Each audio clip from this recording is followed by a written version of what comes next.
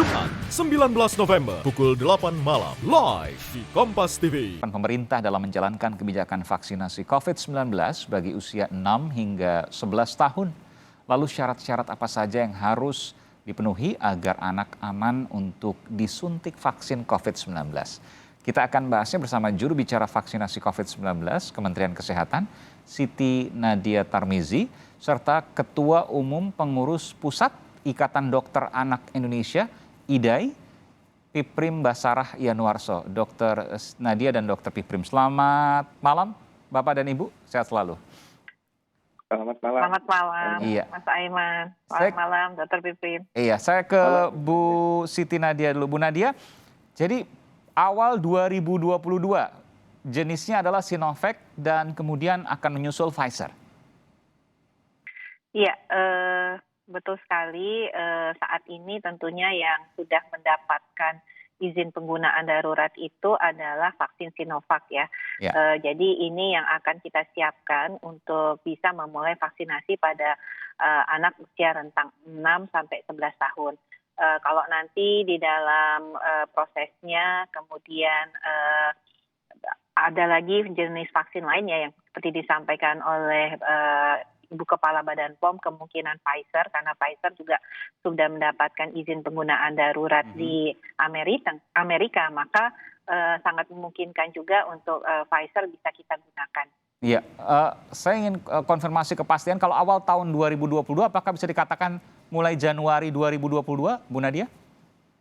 Iya, kita berharap mungkin di akhir Januari sampai Maret, Oke. karena memang kuncinya adalah ketersediaan vaksin ya, karena kita tahu ini adalah tambahan vaksin sejumlah 58 juta dosis yang harus kita upayakan. Sementara kita tahu jumlah kebutuhan dengan jumlah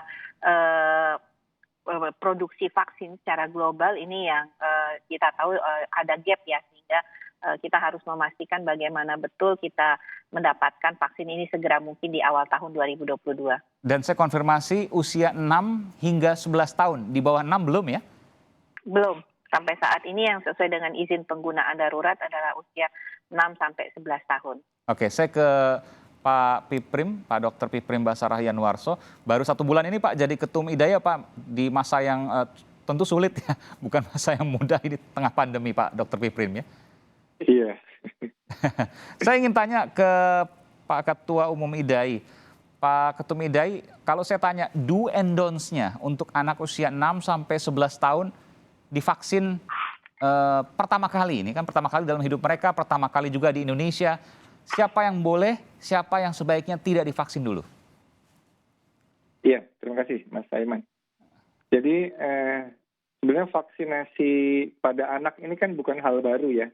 Mereka sudah bahkan sejak usia 0 hari Betul. sudah diberikan vaksinasi ya.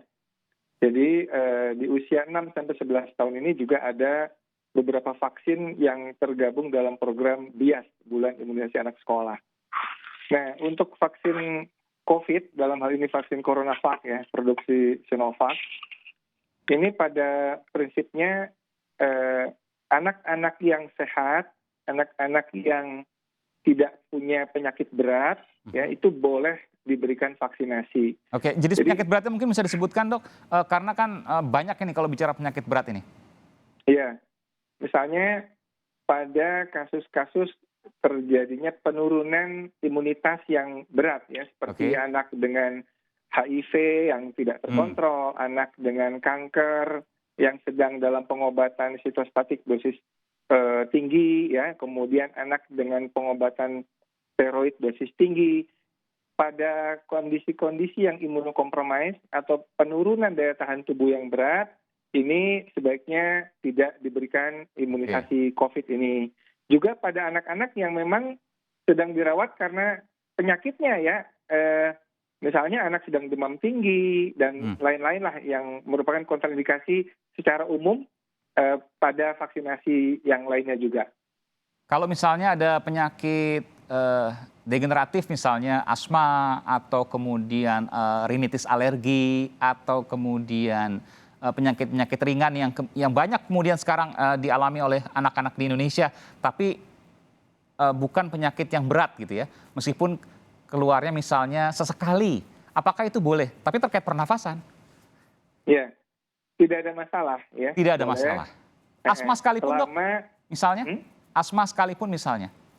iya, penyakit asma ketika dia rutin berobat dan terkendali ya, itu tidak ada masalah. Kecuali asma yang sedang dalam serangan akut, sedang sesak nafas tentu tidak boleh ya.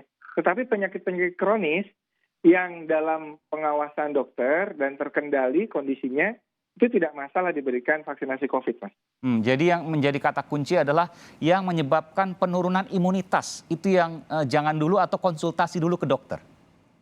Ya, kalau ragu-ragu sebaiknya konsultasi ke dokter yang biasa merawatnya untuk mendapatkan surat keterangan layak vaksinasi. Oke, tentu IDAI punya data terkait ini. Ada berapa sih anak-anak yang seperti itu? Berapa persen setidaknya?